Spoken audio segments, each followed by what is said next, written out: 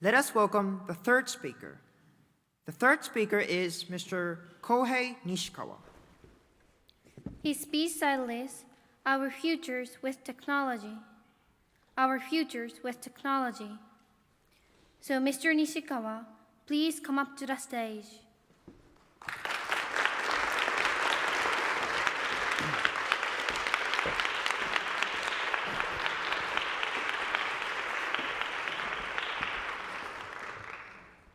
Thank you, masters of the ceremony, judges, and timekeepers. And ladies and gentlemen, good afternoon. Get off your phone. I was staring at a minute screen, back hunched, with my face far too close. Right when I thought I was going to finish the level, a piercing shout interrupts the momentary enjoyment of the game I am playing, washing away all of my concentration. And then, all of a sudden, the game was over. I'm sure this has happened to you at least once if you are around my age. If it hasn't, then imagine a scenario where a friend comes out of nowhere and takes the last bite of your favorite food. That's how it felt. And it was this feeling that made me realize how mentally attached I was to my phone and to technology as a whole.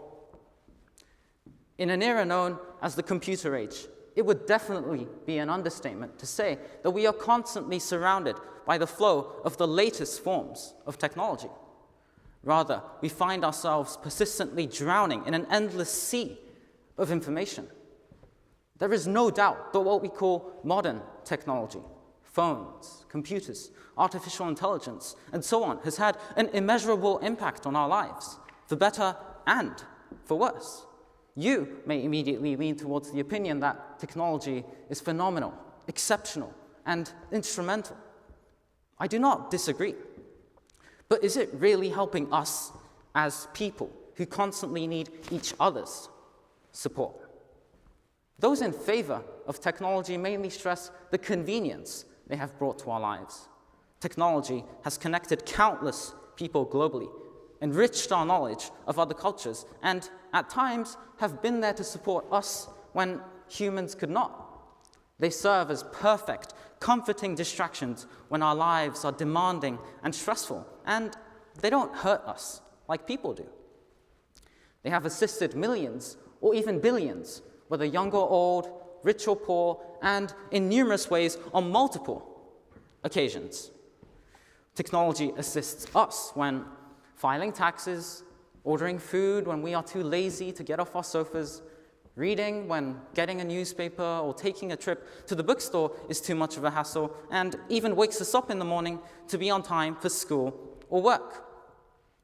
On the other hand, however, it can be disagreed that these devices have taken an often heavy toll on human lives. Artificial intelligence, for example, already poses a direct threat to human jobs in the future, and we are living in a world where the technology is beginning to control us when it should be the opposite. Why?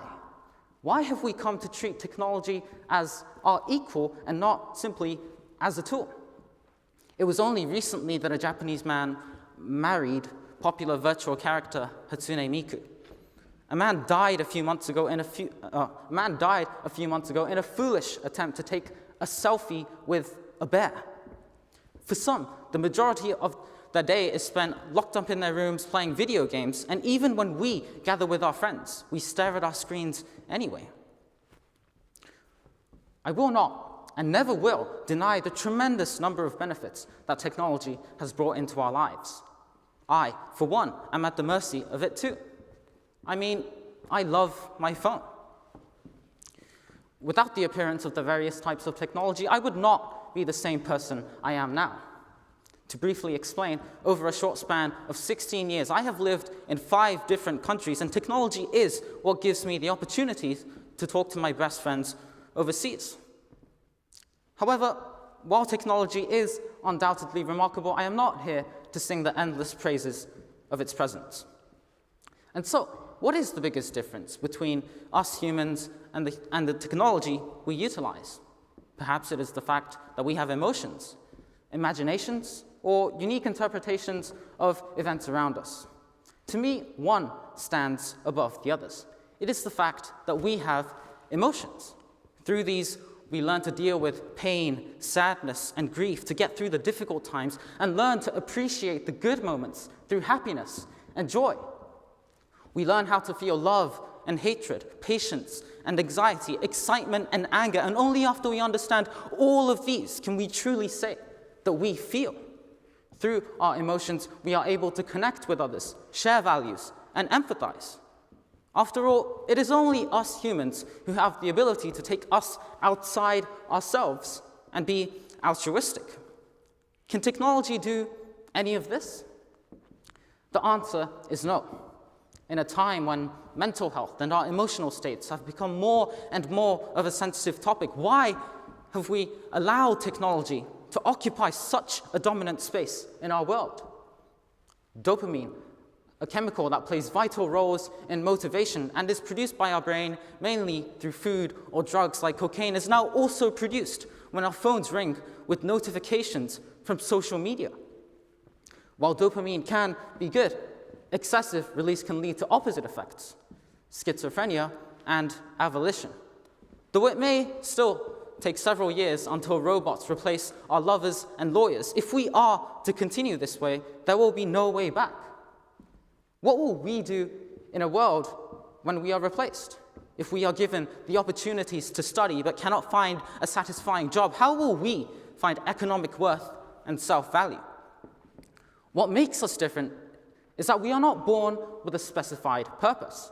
Through our emotional experiences and developments, we learn what we aspire to be and desire. And to achieve this, we strive in order to gain the power to shape our own futures. Why should such a natural yet crucial process be crumbled by the fruits of our very own hands? Technology is created for us, but at the same time, by us. Nobody can provide an accurate number as to how many jobs will be replaced, which ones they will be, and what will change about them. And all we are doing, if we spend our time aimlessly, is possibly giving away our opportunities to become who and what we wish to be. Of course, there is nothing we can explicitly do at this very moment in time to bring immediate change to such a large movement. But we must all remember that we are bound to the same fate of this planet, despite all of our differences. We must not abandon our unique abilities to feel, both alone and collectively, as we and we alone were gifted this ability. Of course, the dawn of the days of technology have already come. But it is up to us whether we abide obediently, waiting for them to take over, or find our own futures in who we are as a collective group. Thank you.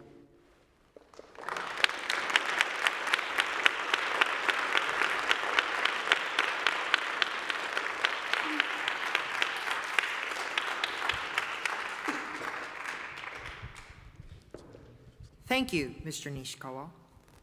Now, we have a question and answer session. Mr. Hayashi, please. Kohei, your speech is technologically touching. Very good. Thank you. The first question, just focusing on the last paragraph of your speech, you mentioned we are going to bound to the same fate of this planet, despite of all our differences. Can you think of any differences we have? What are the differences we have?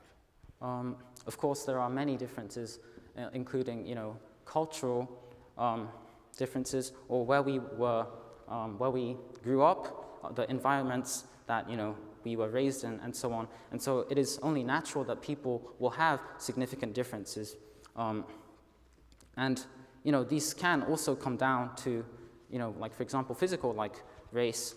It was a statement to say that globally, we are, in the end, still going to have the same fate.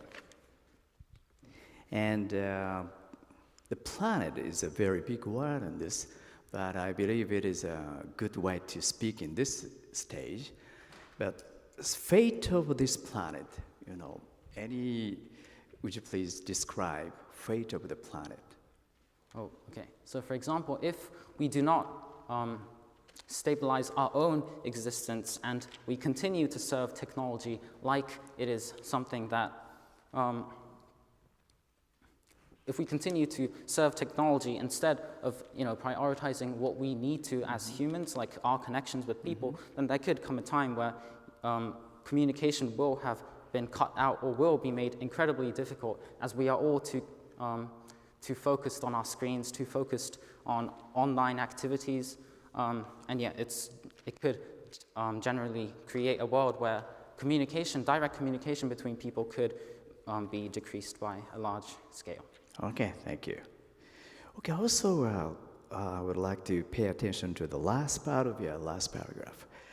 Find out our own future, Kohei's future, what kind of a future waiting for you?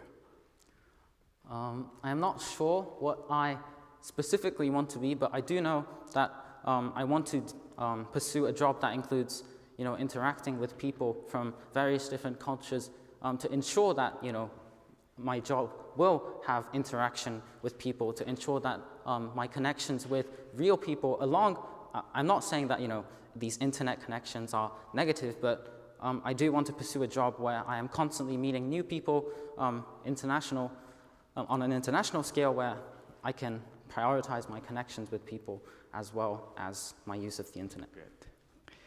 Okay, so we understand very well. There is one speech and presentation contest in America, TED. Oh, yeah. Ever heard of it? We joined long time ago.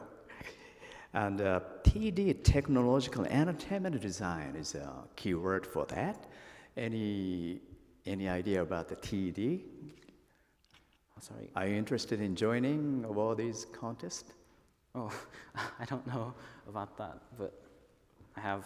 Your topic, technology, is a very, very best fit in that contest. Oh. I guess I am interested. So your future, it's your future, The next time you just go on the stage and TED. Invitation. Okay. All the best for you. Thank you very much. Thank you.